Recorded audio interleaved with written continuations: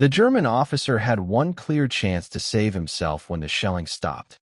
Yet he stayed beside a wounded American soldier in the road while his own men were ordered away. And when General Patton arrived, he found the prisoner still holding pressure on the soldier's wound, refusing every command to move until someone explained why the ambulance sent for them had vanished before reaching the crossroads. In March 1945, Captain Friedrich Keller and 23 captured German soldiers were being marched toward an American collection point outside Trier when artillery fire struck the road ahead. Lieutenant Robert Mason, the American officer supervising the column, ordered everyone into a drainage ditch while his guards pulled the prisoners away from two burning trucks. When the firing stopped, Sergeant Daniel Hayes was lying beside a damaged Jeep with a deep wound along his side and one leg trapped beneath the vehicle. Mason ordered the German prisoners toward the next field because another barrage could arrive at any moment. Yet Keller broke from the line and crawled back toward Hayes instead of following his men. Keller had served as a field officer long enough to recognize uncontrolled bleeding, so he removed his belt, pressed folded cloth against the wound, and called for two men to lift the Jeep. Mason shouted that an ambulance was already coming from the crossroads, but Keller refused to leave Hayes alone while the American soldier drifted in and out of consciousness. Two German prisoners returned despite the guard's orders and helped raise the vehicle high enough for Keller to pull Hayes free. Mason then noticed that the ambulance signal flag at the crossroads had disappeared, even though the medical vehicle should have reached them several minutes earlier. General George S.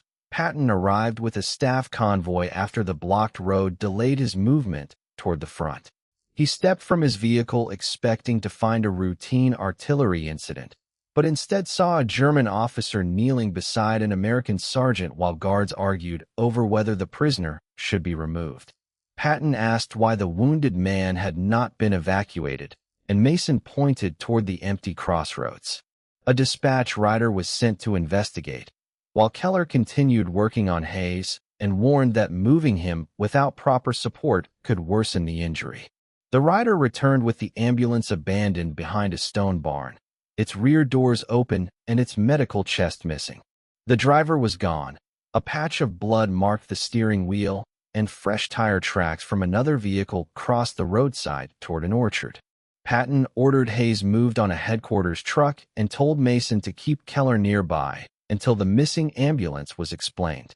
Keller finally stood only after the wounded sergeant was secured, but before leaving the road, he picked up a torn piece of American medical canvas bearing a handwritten supply number.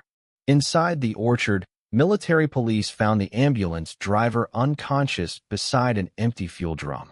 He had been struck from behind, and his identification pouch had been removed, turning what looked like a battlefield disappearance into something planned. Patton examined the torn canvas Keller had found and recognized the supply number as belonging to a field hospital scheduled to receive morphine, plasma, and surgical equipment that same afternoon. He canceled the prisoner movement, sealed the crossroads, and ordered everyone involved held for questioning before the stolen medical shipment disappeared farther behind American lines. Subscribe for more forgotten German POW stories like this one. Patton moved the prisoners and guards into an abandoned schoolhouse, while military police searched the surrounding farms. Keller was placed in a separate classroom because Mason believed his decision to leave the column might have been connected to the stolen ambulance rather than an attempt to save Hayes. The ambulance driver regained consciousness and remembered seeing an American maintenance truck parked near the barn shortly before he was attacked. He described one man wearing a medic's jacket and another wearing tanker overalls, but neither vehicle nor uniform markings matched units operating along the road. Patton ordered every transport pass issued that morning checked against headquarters logs. One pass authorized a maintenance truck to collect damaged medical equipment, yet the officer whose signature appeared at the bottom had been hospitalized 2 days earlier and could not have approved it. Keller examined the torn canvas underguard and recognized a small pencil mark beside the supply number. The same mark had appeared on captured German warehouse tags during the retreat, where smugglers used it to identify crates containing medicine that could be sold quickly outside military channels. Mason doubted that Keller could know an American theft system, but Keller explained that retreating German units had traded medicine, fuel, and civilian valuables through the same black market routes. Several networks had survived the collapse of local command and now used whichever uniforms allowed them to move safely. A military police patrol found the missing maintenance truck inside an abandoned dairy building. Its cargo space contained empty medical boxes, German civilian coats, and one American helmet carrying blood on the inner lining, while the stolen plasma crates were gone. The dairy owner identified a civilian mechanic who had rented the building using American ration coupons. His description matched Karl Brenner, a former German quartermaster officer who had disappeared during surrender processing 3 weeks earlier. Keller knew Brenner by reputation and told Patton that the man specialized in moving supplies without official records. He also warned that Brenner rarely transported valuable goods himself, because he preferred to place forged paperwork in legitimate convoys and let military drivers move stolen cargo without realizing it. Patton sent a message to every field hospital along the route and learned that one medical convoy had received an extra truck that morning. The driver presented correct paperwork, joined the column, and departed with it toward a large casualty station 30 miles west. Military police intercepted the convoy at a bridge and found the extra truck carrying sealed American medical crates. The driver abandoned the vehicle and escaped down the riverbank, leaving behind a notebook containing hospital schedules, fuel stops, and names of wounded officers expected to travel without heavy escort. One name was Sergeant Hayes, whose evacuation route had been written beside the same pencil mark Keller recognized. Patton realized Hayes had not been an accidental casualty in the scheme, because someone expected him to pass through the crossroads and had arranged the missing ambulance in advance. The escalation now moved beyond stolen medicine, because the notebook suggested that wounded Americans were being used to disguise unauthorized transfers. Patton ordered Hayes guarded at the field hospital, while Keller remained under interrogation, knowing the German officer might understand why an ordinary sergeant had been important enough to target. Hayes recovered enough to answer questions the next morning and told Patton that he had worked in a captured records depot before joining the road escort. 3 days earlier, he had discovered German prisoner cards mixed with American casualty forms inside a locked cabinet and reported them to a supply captain named Edward Crane. Crane dismissed the discovery as clerical confusion and ordered Hayes back to convoy duty. Hayes secretly copied 2 prisoner numbers before leaving the depot, but the paper vanished from his pocket after he was wounded near the crossroads. Patton sent military police to arrest Crane, only to find his office empty and the records cabinet burned. A clerk reported that Crane had departed before dawn carrying 2 document cases and claiming he had been transferred to another headquarters. Keller asked to see the prisoner numbers Hayes remembered. One belonged to Karl Brenner, while the second belonged to Heinrich Vogel, a former security officer wanted for questioning about civilians who disappeared during the German retreat. The connection changed the investigation immediately. Crane had not merely stolen medical supplies. He had been helping selected German prisoners move through American systems under false identities, using hospital transfers and casualty paperwork because those vehicles received fewer inspections. Patton ordered every patient transport leaving the district stopped and checked. At a railway hospital, investigators found a man listed as an American civilian technician whose fingerprints matched Vogel's German prisoner record. Vogel tried to escape through the baggage platform when officers approached, but railway personnel closed the gate and trapped him between 2 service cars. Inside his suitcase were American travel forms, foreign currency, and a photograph of Crane standing beside Brenner at the captured records depot. Vogel admitted paying for a false identity, but claimed Brenner controlled the network. He revealed that Crane intended to move Brenner out of the region aboard a hospital train carrying badly wounded soldiers, because inspectors rarely delayed medical evacuations. The train was already moving toward Belgium when Patton received the information. He redirected a military engine and sent Mason with a police team to intercept it at the next junction, while Keller supplied Brenner's physical description and the scar that would expose him beneath any civilian clothing. At the junction, soldiers searched the passenger cars and found no Brenner. Keller examined the baggage manifest and noticed one medical chest weighing far more than its listed contents, leading the team to open a locked service compartment beneath the final carriage.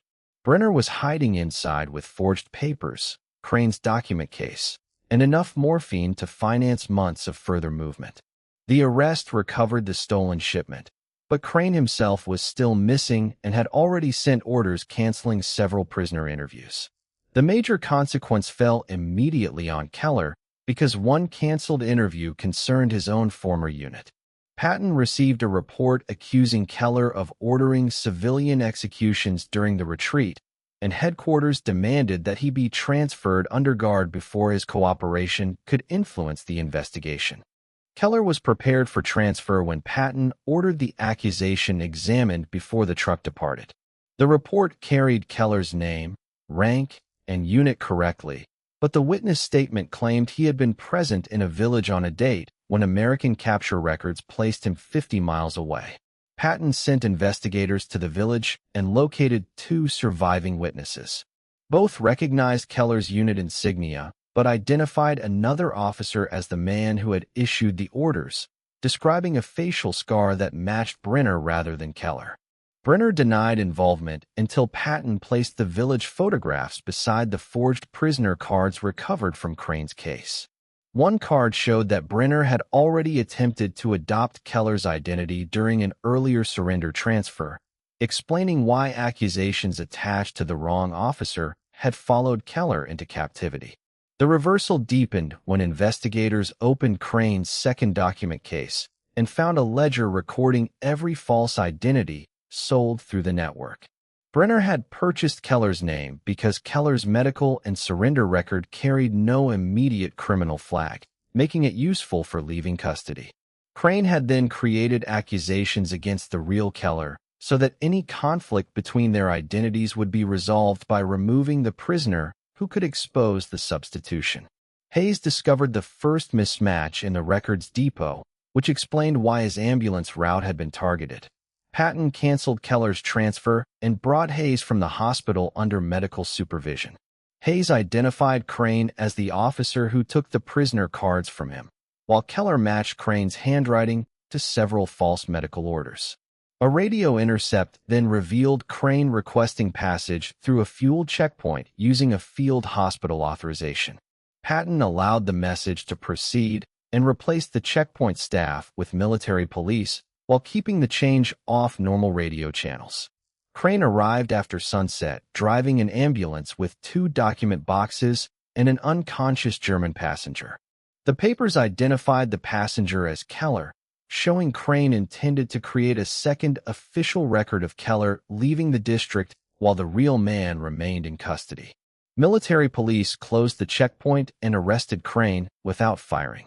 Inside the ambulance, they found blank casualty forms, forged discharge papers, and photographs prepared for 3 additional prisoners scheduled to disappear before morning. Patton confronted Crane with Hayes, Keller, Brenner, and the recovered ledger in separate rooms.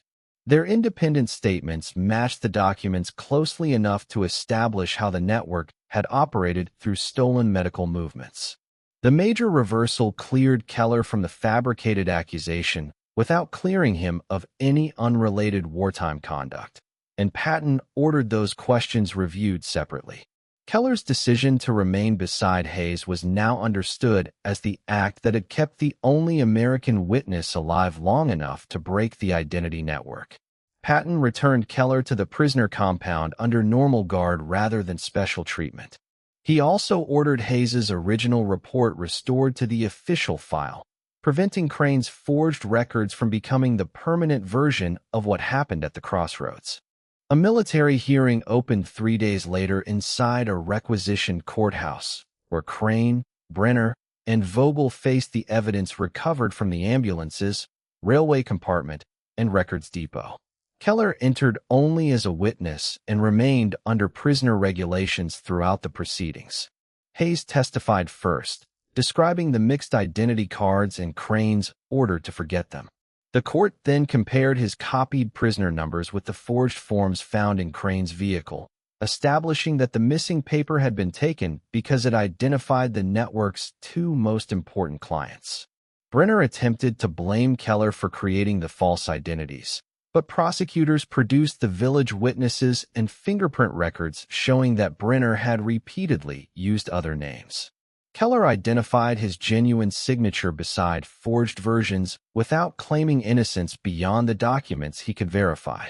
During the hearing, a clerk discovered one final release order waiting at the district office.